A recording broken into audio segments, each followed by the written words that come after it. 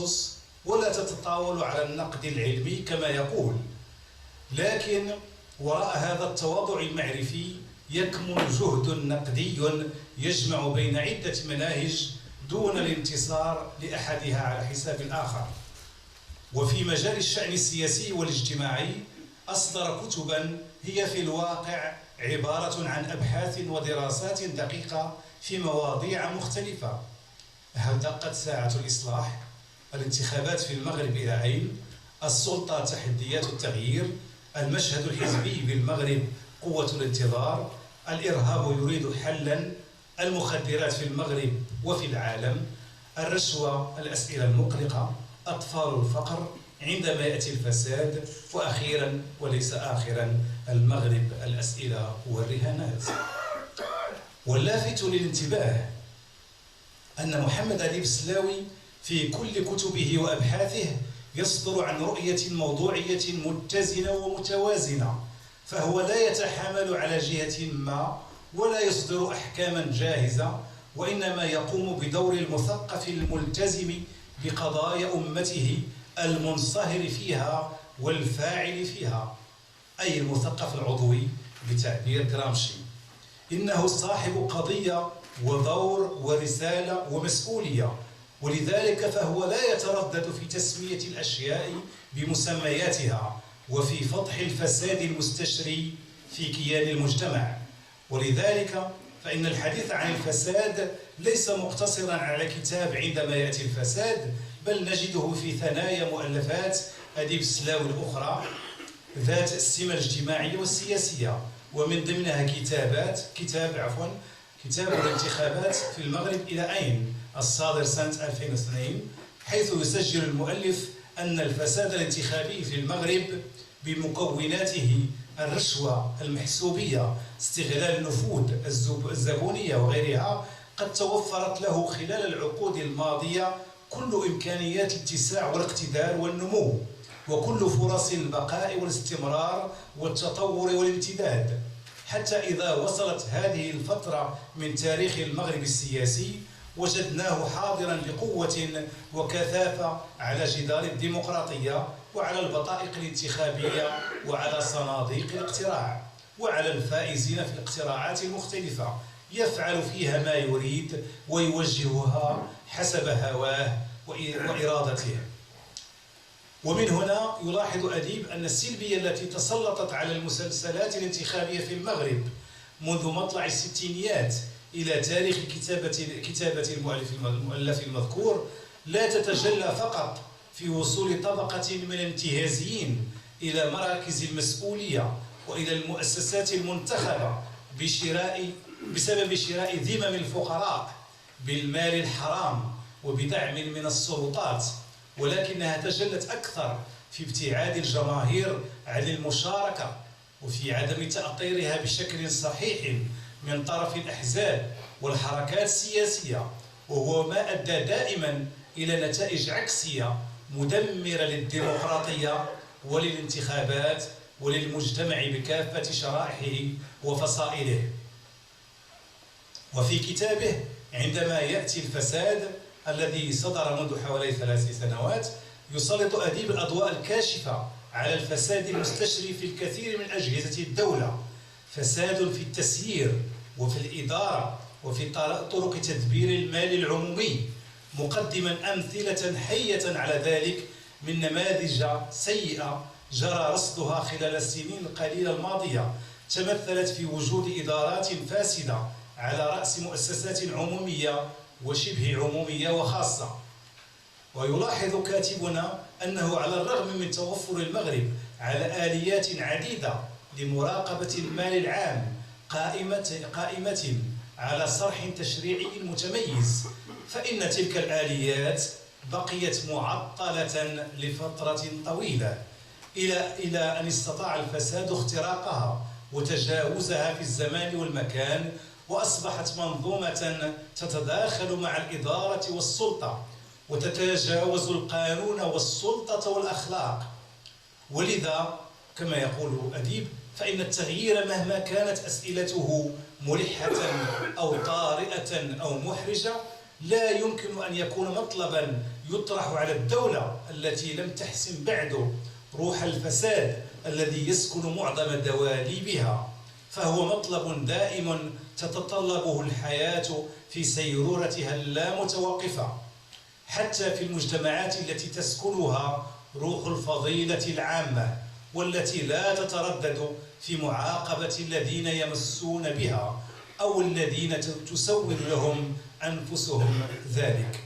ومن هنا يخلص محمد أديب السلاوي إلى اعتبار أن الإصلاح المنشود يجب أن لا يتجه فقط إلى محاصرة الفساد والتسيب أو إلى الرفع من أجور الموظفين أو إلى التخفيف من اللامركزية المفرطة، ولكن بالأساس يجب أن يتجه إلى القيام بثورة إدارية حقيقية تعيد هندسة الإدارة المغربية وهيكلتها علميا بما يواكب تحديات العصر ومتطلباته، وربطها بمبادئ الشفافية والجودة والمصداقية.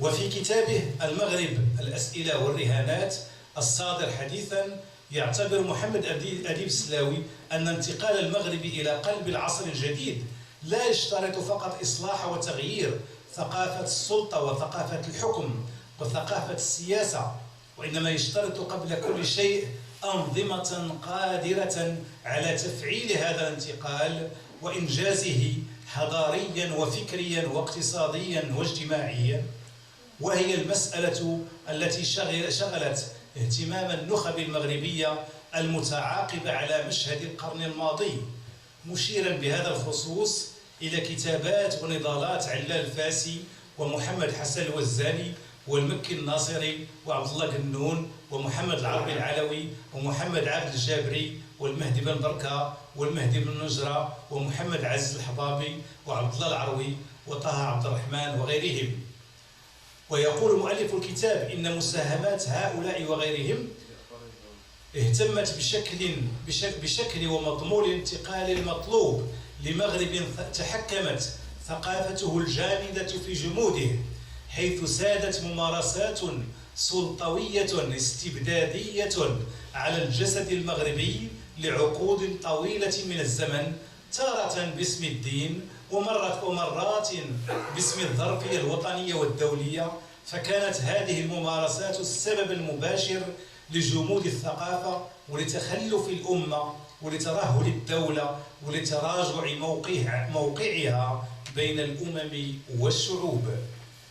ومن هنا يعتقد محمد أديب السلاوي أن المغرب رغم وجوده القوي بقلب وعقل عالم القرن العشرين الذي طبع بثورات العلم والاتصال والتواصل، فرضت عليه ظروفه المحلية والإقليمية والدولية أن يظل على صلة وثقى بتاريخه الماضي، لم يقطع مع دولة المخزن أي تحالف تقليدي للسلطة والمال، ولا مع ثقافة المخزن، ولم يقطع أيضا مع تراثه الحضاري والثقافي والديني، ولا مع قيمه الاجتماعية العريقة، بل جعلت ظروفه السياسية والتاريخية هذا التراث حيا في وجدانه، وجعلته حيا نابضا في ثقافته وفنونه ومجتمعه، وجعلته يعيد إنتاج هذا التراث في أحزابه ومؤسساته ومجتمعه المدني، رغما عن الصيحات المتكررة المطالبة بالتجديد وبالتحديث وبالقطع مع ما يعتري هذا التراث من تعثرات وشوائب.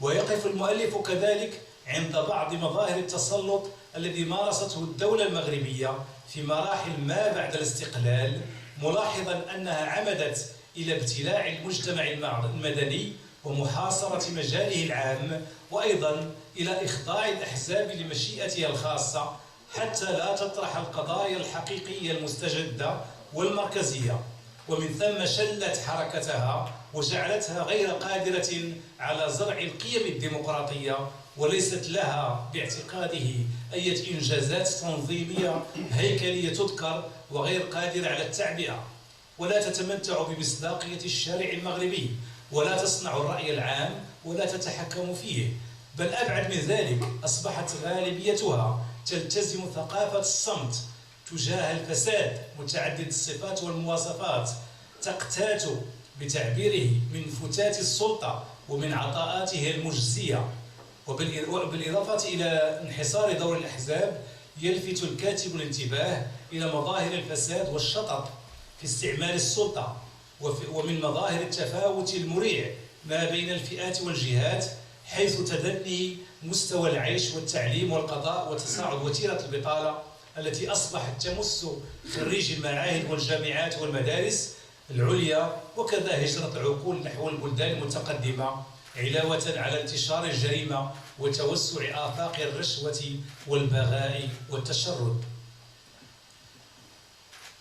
ويخلص محمد أديب السلاوي إلى القول إن التغيير في المفاهيم العلمية والحضارية وحتى السياسية لا يمكن أن يكون فوقيا يمس التنظيمات والقوانين فحسب، بل هو مجموعة عمليات تهدف قبل كل شيء تغيير الأفراد والجماعات والتنظيمات والمناهج والسياسات، لأن الأمر في اعتقاده يعني الانتقال من مرحلة استنفذت إمكاناتها وبدأ يتبعها الجمود إلى مرحلة أخرى أكثر استيعابا لطبيعة المرحلة، وهو ما جعل حكومة التناوب التي ترحم عليها كاتبنا عاجزة عن الاقتراب من الشعار الذي حملته على رأسها أي التغيير، دون أن تدرك ثقله وخطورته ومتطلباته.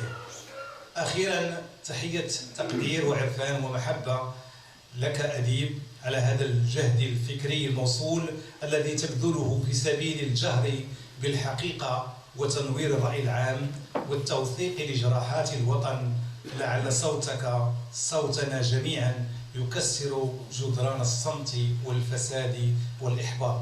شكرا.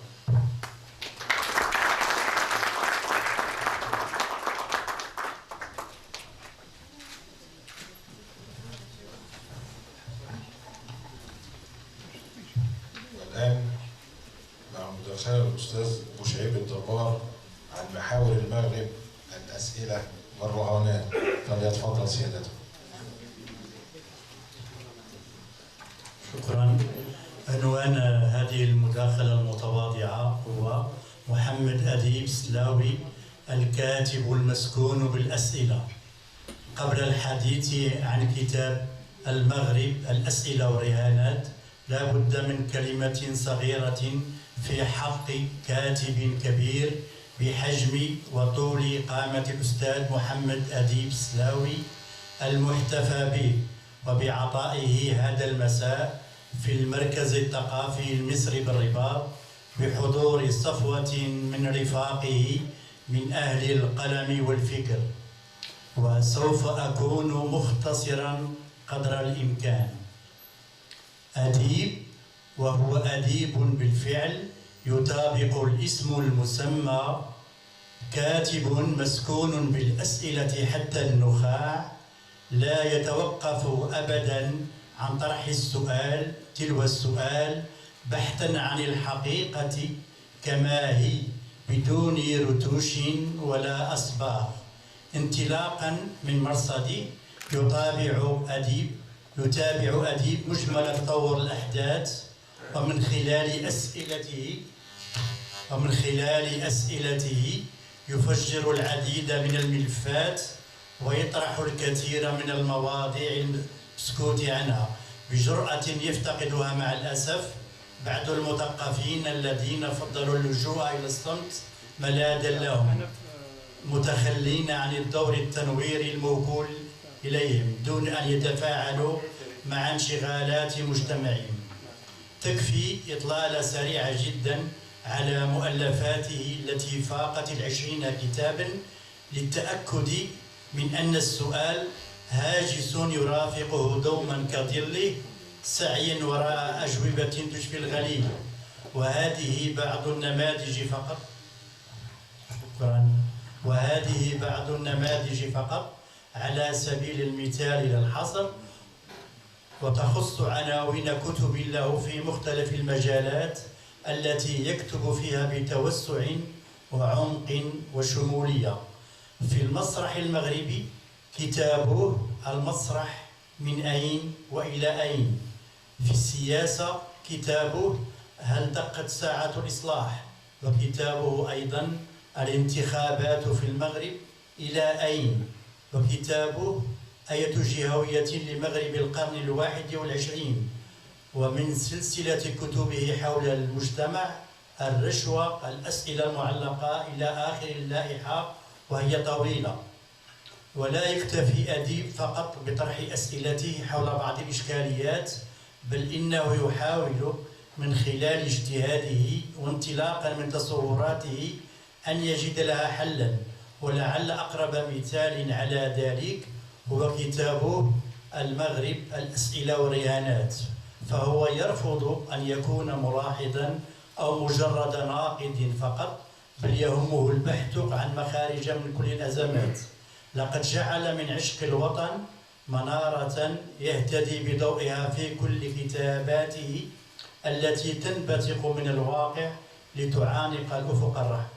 ومن مميزات أديب أنه يجمع بين المعلومة المفيدة والصياغة الجذابة، ويسكب كل ذلك في أسلوب يجعل من قراءة كتبه متعة لا تضاهيها آية متعة أخرى، متعة تسر النظر والخاطر معا،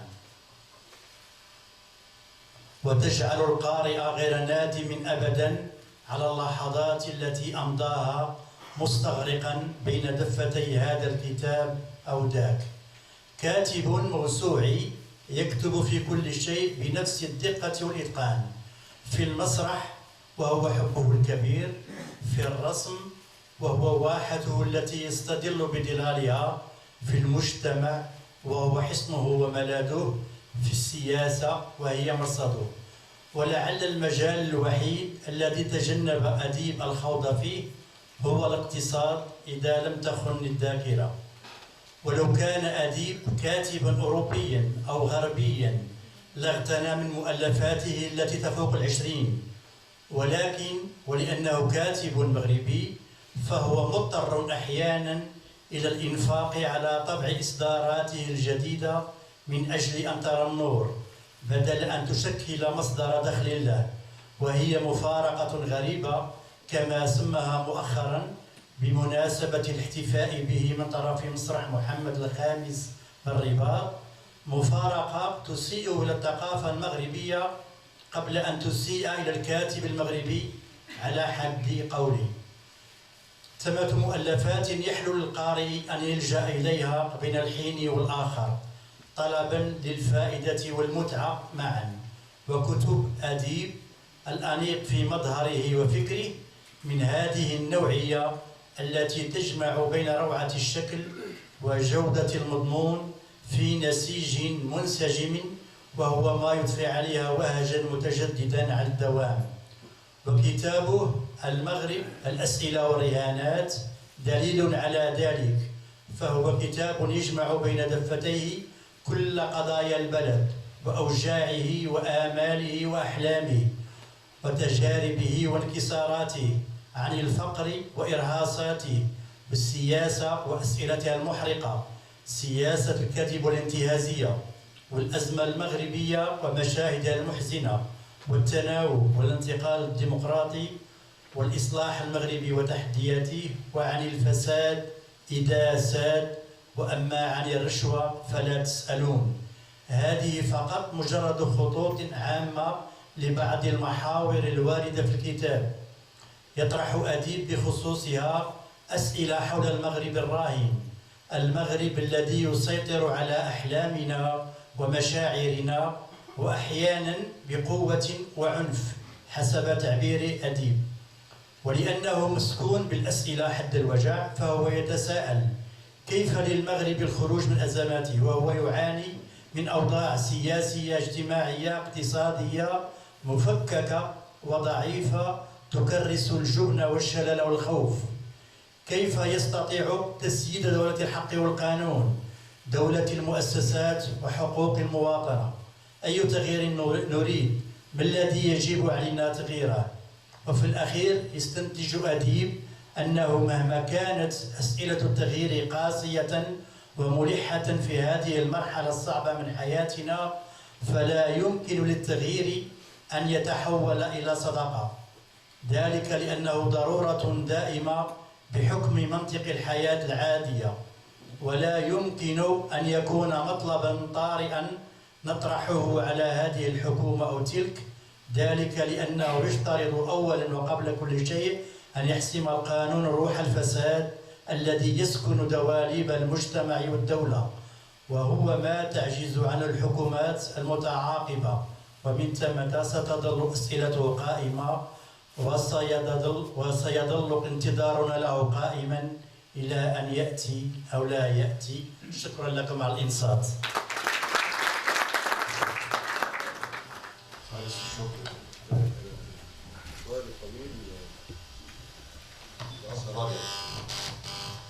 الشكر. خالص الشكر للأستاذ بوشعيب الدبار. والآن نستمع إلى مداخلة الأستاذ حماد الغالي عن محاور المغرب الأسئلة والمحاور. فليتفضل سيدي. بسم الله الرحمن الرحيم. مساء الخير. يسعدني في هذه الأمسية المباركة أن أتقدم بورقة متواضعة حول ما سميته بمشروع CID. في هذا الإطار، للاقتراب أكثر من فهم كتابات الأستاذ محمد أديب سلاوي، يكون من المهم والمفيد فهم شخصيته. فالسي محمد المعروف بين أصدقائه وزملائه بالسي أديب من طينة الذين يعيشون في هذه الحياة بقيم ومبادئ في زمن لا يؤمن بها حق الإيمان إلا من رحم ربك، وهو واحد منهم. أول ما تلمسه في السي أديب صدقه في الحديث والتزامه بما يلي الحديث. هذا الصدق والالتزام تجده في كتاباته، كانت سياسية أو اجتماعية أو فنية. هاتان الخصلتان تجعلان السي أديب في انسجام تام مع ذاته ومع سلوكه ومع فكره. وكفى الله المؤمنين شر الفتن. فأنت تسمع إليه وهو يحدثك كما لو أنك تقرأ له وهو يخاطبك. هناك السي أديب واحد واضح وشفاف، وقليل هم الناس فبالأحرى الكتاب الذين تجد في ذواتهم وسلوكهم وفكرهم وإنتاجهم ذلك الانسجام وهذا الوضوح والصفاء. ومن هنا تأتي أهمية هذا الاستهلال. كتابات محمد أديب سلاوي إضاءات لكنها حارقة، ومسلسل تساؤلات لا تنتهي، وذلك طبع محمود، لأن كاتبنا يصر على أن يضيء للقارئ معالم الطريق ويشركه في تساؤلاته، وفي نفس الوقت يحرضه على تلمس الطريق بمفرده. هذا ما تشعر به وأنت تقرأ مقالا من مقالاته أو بحثا من أبحاثه أو كتابا من كتبه. إنه لا يعطيك السمكة بل يعطيك الصنارة، وتدبر أنت أمرك. في كتابه المغرب الأسئلة والرهانات مثلا، أسئلة حارقة في السياسة ومفهومها ومضامينها، تدور وتغوص في عمق الأزمة المغربية ليخرج منها متحدثا عن الإصلاح والتغيير وأسئلته وتحدياته، وهو ما سنعرض له بالتفصيل فيما بعد. ولكي تكون الإضاءة كاملة، من المفيد الاطلاع على كتابين عندما يأتي الفساد والسلطة المخزنية، تراكمات الأسئلة.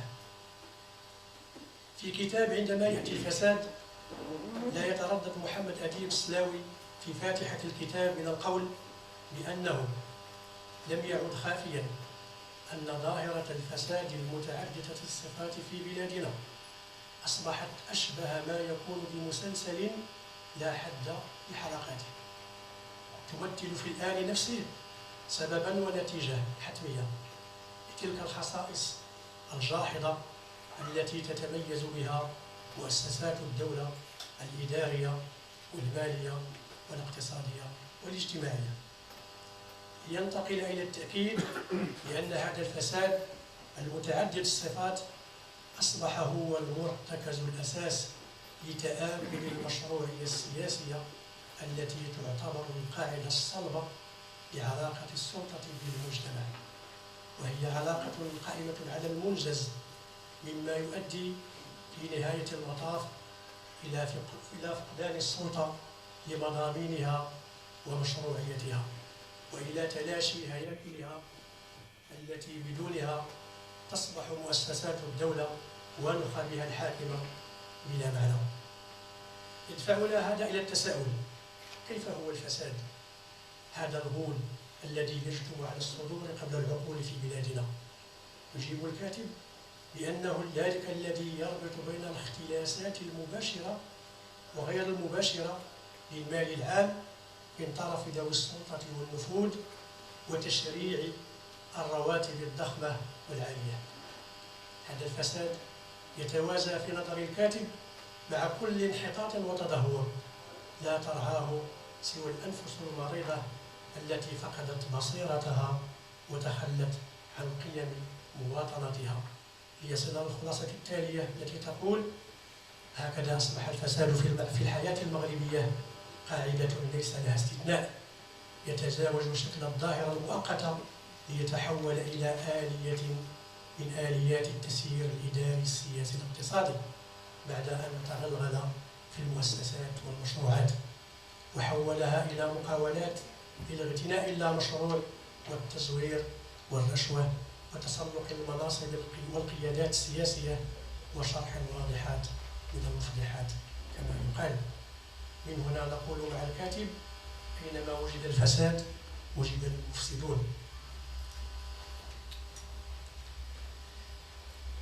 في تحليل أديب سلاوي للعلاقة بين النخبة السياسية والفساد يعتمد الكاتب على قراءة مفادها أن النخبة السياسية الحالية تغرف من نظرية ميكيافيلي في كتابه الأمير لبرنس، التي تنص على أن الغاية تبرر الوسيلة، ويشرح ذلك بوضوح قائلا: أصبحت هذه النخبة لها كامل الاستعداد القبلي لفعل أي شيء للتضحية بأي مبدأ لصالح المبدأ الكبير الذي هو المصلحة الخاصة.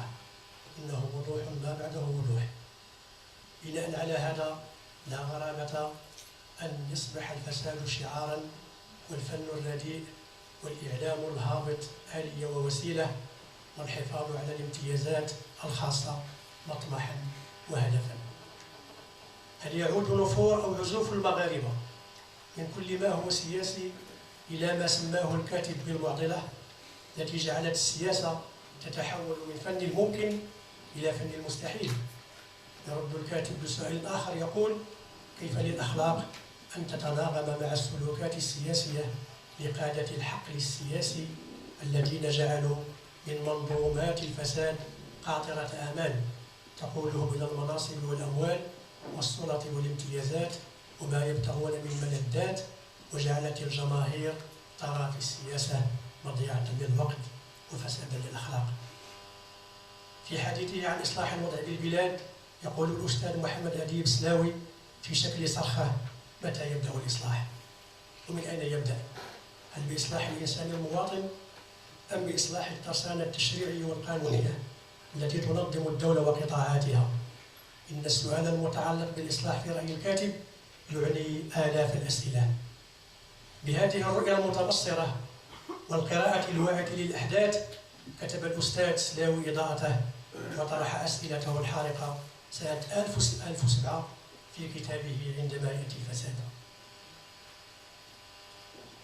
بعد 3 سنوات أي في سنة 2010 يصدر كتاب آخر لمحمد أديب سلاوي تحت عنوان السلطة المخزنية: تراكمات الأسئلة، يتناول فيه بالتحليل من خلال 5 إضاءات تطور مفهوم السلطة وما رافقه من نقاش وحوار بهدف البحث عن ما سماه السلطة البديلة.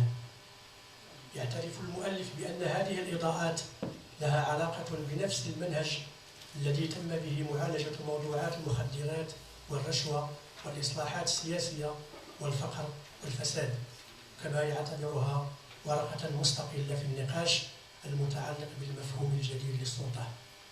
يلاحظ الكاتب أنه مهما تعددت المفاهيم فإننا نجد أنفسنا أمام رجل المخزن بوجوه متعددة، ولكن لعملة واحدة هي السلطة، من أحمد بن موسى الملقب بأحمد إلى البلاوي وأفقير وإدريس البصري. إنها أصنام سلطوية متشابهة في أخلاقها ودمويتها وعنفها. لتحطيم هذه الأصنام جاءت دعوة الملك الشاب كما يقول المؤلف لإعطاء مفهوم جديد للسلطة لتعكس رغبة جيله الشاب في الانتقال من رحلة استنفذت نفسها وإمكاناتها إلى مرحلة أخرى تقوم على مبدأ المواطنة وحقوق الإنسان ودولة الحق والقانون. فهل بداية تحطيم صنم إدريس البصري إشارة انطلاق ورش المفهوم الجديد للسلطة؟ هناك تحديات تواجه هذا المفهوم، وهي تحديات في نظر السلاوي ستبقى قائمة على أرض الواقع تنتظر شروطها الموضوعية في مقدمتها مراجعة فعلية للنظام الدستوري وبناء جسور الثقة ووضع قطيعة فعلية مع عقلية المخزن وثقافته وأسلوبه. كيف تتم هذه القطيعة؟ وبأي طريقة؟ وكم يلزم من الوقت؟ سنة من بعد، أي في سنة 2011، يخرج علينا أديب سلاوي بكتاب المغرب الأسئلة والرهانات، الذي يحفل فعلا بأسئلة حارقة تتعلق بكيفية خروج المغرب من أزماته وكيفية الانتقال إلى وضع ديمقراطي حداثي والقضاء على الفساد المالي والرشوة والزبونية والظلم والتهميش، وكيفية بناء دولة الحق والقانون ودولة المؤسسات، وكيفية تحقيق أهداف البلاد في التنمية البشرية والديمقراطية ووضع حد لرصوص المال العام ومافيات المخدرات والدعارة والهجرة السرية، وكيفية تحقيق الأهداف خارج شروط الحرية والديمقراطية وحقوق الإنسان والمواطنة الحقة. إن أديب سلاوي هنا لا يطرح فقط أفكار مجردة انطلاقا من عرض مشاكل وقضايا، بل يحمل مشروعا تتأكد حرارته وقوته وصدقيته من خلال كتاباته المتسلسلة تلتقي ولا أقول تنتهي لحد الآن في مؤلفه المغرب الأسئلة والرهانات. فبقدر ما يواجه البلد أسئلة تنتظر إجابات صريحة وواضحة، بقدر ما يواجه الرهانات تتطلب إرادة صادقة وجرأة